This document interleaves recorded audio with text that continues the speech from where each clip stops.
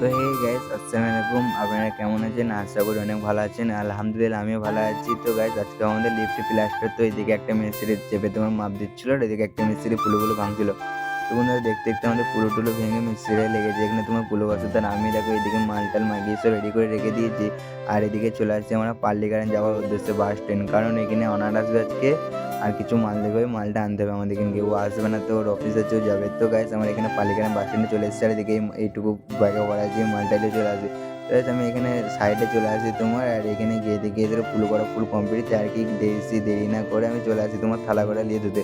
তো গাইস থালাটাতে মালটা রেডি করে আমি দেখি মিস্ত্রিদের লেগে পড়ি। আর তো গাইস মিস্ত্রি দেখো তোমার এখানে দুজনে দুটো দেয়াল ধরেছে। দেখতে দেখতে আমাদের এখানে তোমার দুটো দেয়াল হয়ে আবার ওইদিকে দেয়ালটা হয়ে গেছে, আর সামনে দেয়ালটা ধরেছিল। তো গাইস এই করতে করতে তোমার চালে চলে এসেছিলো দাদা, চাটে খেয়ে আবার মিস্ত্রিরা লেগে যায় কানেরটা করতে।